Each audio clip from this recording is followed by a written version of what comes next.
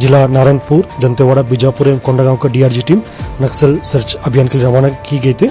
DRG team एवं माओवादियों के बीच में मुठभेड़ हुई। सीपीएम माओवादी संगठन के जनरल सेक्रेटरी बसवराजू सहित कुल 27 माओवादी कैडर का डेड बॉडी सुरक्षा बल द्वारा रिकवर की गए थे और जैसे बीटेक ग्रेजुएट के रूप में भी उनका एजुकेशन प्रोफाइल का जानकारी प्राप्त हो रहे थे। लगभग सभी एलडब्ल्यू स्टेट्स में 1 करोड़ से अधिक उनके ऊपर इनाम भी घोषित रहा। पीएलजी गोरिल्ला एक्शन में भी इनका सक्रिय भूमिका रहा। माओवादियों का जो गोरिल्ला टैक्टिक्स है इसमें भी उनका काफी एक महत्वपूर्ण इनका भूमिका रही। सीपीएम माओवादी संगठन का जो जनरल सेक्रेटरी को मार गिराना है सुरक्षा बल के लिए काफी एक निर्णायक जो अभी एक सफलता प्राप्त हुआ, क्योंकि पूरा संगठन अभी काफी बैकफुट में है। उनका पूरा स्ट्रक्चर कोलैप्स हो चुकी है।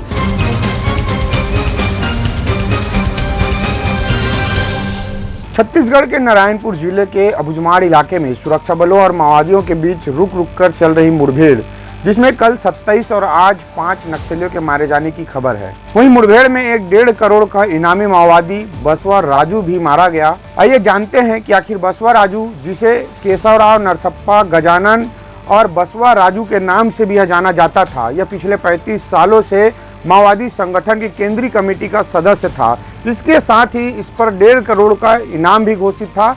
बता दें, बसवा राजू का असली नाम नौबल्ला केशव राव है। यह श्रीकाकुलम जिले का रहने वाला था। इसकी उम्र 68 साल थी। बसवा राजू के पिता का नाम वासुदेवा राव है।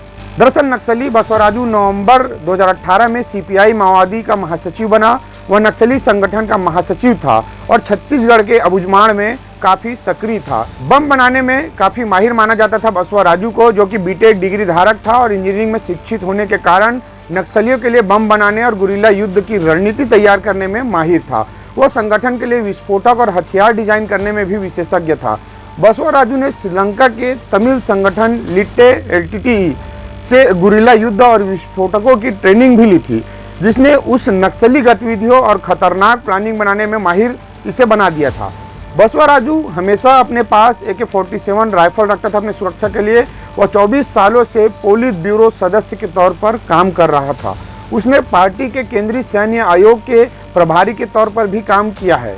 छत्तीसगढ़ के एक पुलिस अधिकारी कहते हैं, इस मौत के बाद जिस तरह से बचे हुए माओवादी है उन पर मनोवैज्ञानिक रूप से बड़ा असर होगा। केशव राव के मारे जाने के बाद माओवादी संगठन नेतृत्वहीन हो चुका है। ऐसे में आप यह कह सकते हैं कि माओवादी के अंत की शुरुआत है।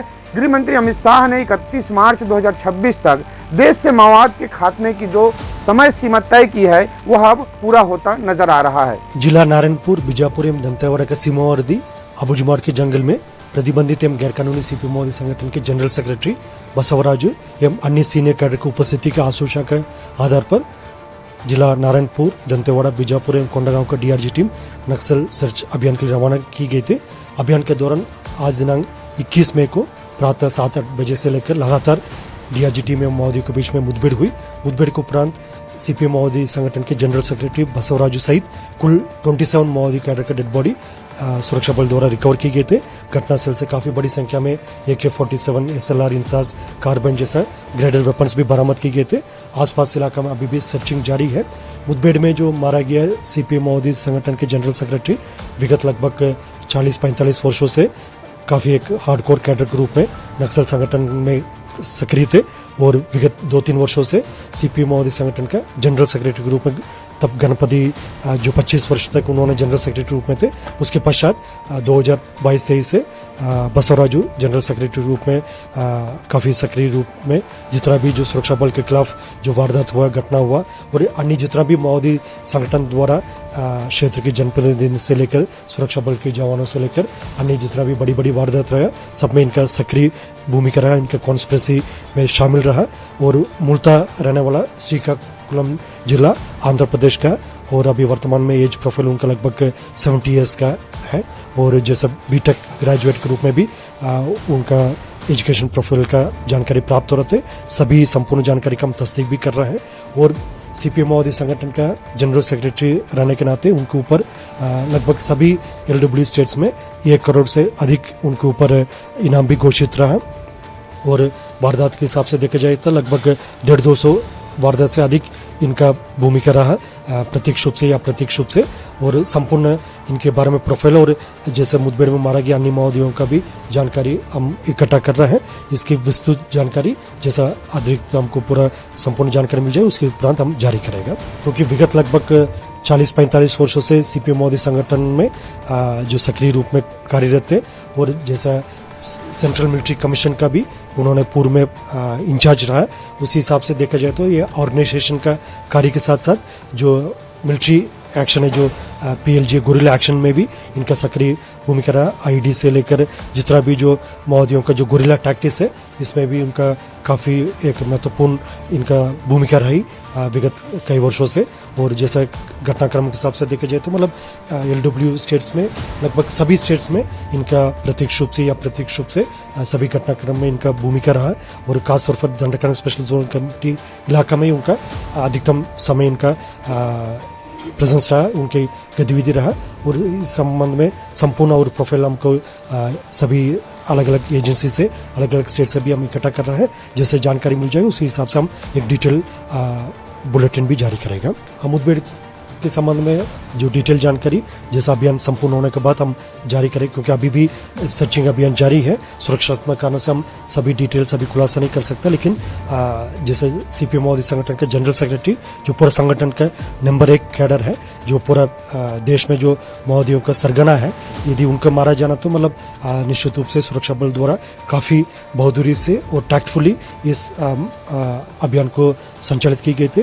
और डीआरजी टीम्स का इसके पूर्व में भी जितना भी जो बस्तर संभाग के अंतर्गत जो अभियान संचालित हुआ है, इसमें कठिन भौगोलिक परिस्थिति के बावजूद कठिन जैसा जो क्षेत्र में और अनरिलेटिंग टेरेन है, घना जंगल है, और वेदर का भी चैलेंजेस हमेशा रहते हैं, यदि तेज गर्मी रहते नहीं तो बरसात के सीजन रहते। इन तमाम चुनौती के बावजूद डीआरजी टीम्स ने इसके पूर्व में भी काफी उल्लेखनीय कार्य किया। और वर्ष 2024 में देखा जाए तो मतलब लगभग 6 दंडकारण स्पेशल जोनल कमेटी के कैडर्स का डेड बॉडी अलग अलग मुठभेड़ के पश्चात रिकवर किए गए थे, और काफी बड़ी संख्या में पीएलजीए कैडर्स का पीएलजीए कमांडर्स का डेड बॉडी रिकवर किए गए थे। लेकिन जो सीपीएम माओवादी संगठन का जो जनरल सेक्रेटरी को मार गिराना है सुरक्षा बल के लिए काफी एक निर्णायक जो अभी एक सफलता प्राप्त हुआ, और आने वाले समय में निश्चित रूप से इस बढ़त को हम और मजबूती से आगे बढ़ाते हुए जो माननीय प्रधानमंत्री महोदय, माननीय केंद्रीय गृह मंत्री महोदय, छत्तीसगढ़ के मुख्यमंत्री महोदय और छत्तीसगढ़ को उप मुख्यमंत्री महोदय गृह और डीजीपी सर से लेकर पुलिस मुख्यालय के सभी जो वरिष्ठ अधिकारी डीआरजी टीम के इस प्रकार का जो सराहना काम को काफी बधाई एवं शुभकामनाएं दी गई थे। और बस्तर संभाग के अंतर्गत जितना भी जो हमारा सुरक्षा बल तैनात है, जैसे केंद्रीय अर्धसैनिक बल के हिसाब से देखा जाएगा CRPF, BSF, ITBP, cobra, SSB और स्थानीय पुलिस बल जो डीआरजी, बस्तर फाइटर्स, एसटीएफ और सीएफ और तमाम सुरक्षा बल द्वारा काफी बेहतर कोऑर्डिनेशन के साथ अब तक सभी अभियान को अंजाम देते आया, जिसके परिणाम भी काफी सकारात्मक रहा। और देश की जनता के बीच में एक उम्मीद अभी जग गई है, बहुत जल्दी ये नक्सल समस्या समाप्त होगा और बस्तर क्षेत्र के शांति व्यवस्था स्थापित होगा और एक नया आइडेंटिटी भी हमको प्राप्त होगा। सीपीएम माओवादी संगठन देखा जाए तो विगत कई वर्षों से बिल्कुल दिशाविहीन और नेतृत्वहीन हो चुकी है। डीकेएसएफसी जो सचिव रामानाम की मृत्यु के पश्चात कई वर्षों तक वो अपना जनरल सेक्रेटरी डीकेएसएफसी के लिए घोषित नहीं कर पाए थे। अभी भी किसी भी जो ऑफिशियल जो माओवादियों का प्रेस रिलीज में अभी तक हमने डीकेएसएफसी के जनरल सेक्रेटरी का नाम देखने के लिए नहीं मिला है, क्योंकि पूरा संगठन अभी काफी बैकफुट में है, उनका पूरा स्ट्रक्चर कोलैप्स हो चुकी है, संगठन दिशाहीन और नेतृत्वहीन हो गए। इसलिए हमें कोई उम्मीद नहीं अभी संगठन रिव्यू कर सकता है, और जैसा शेष अन्य जितना भी जो उनका लीडरशिप है वो हमारा टारगेट में है, और बहुत जल्दी उनका भी सफाई हमारा सुरक्षा बल सदस्य द्वारा की जाएगी, इसमें किसी प्रकार का कोई संदेह नहीं। कल और आज हुई मुठभेड़ के बाद सर्चिंग करते हुए नक्सलियों के शव को बरामद करने का सिलसिला लगातार जारी है। हेलीकॉप्टर के जरिए नारायणपुर मुख्यालय शव को लाया जा रहा है।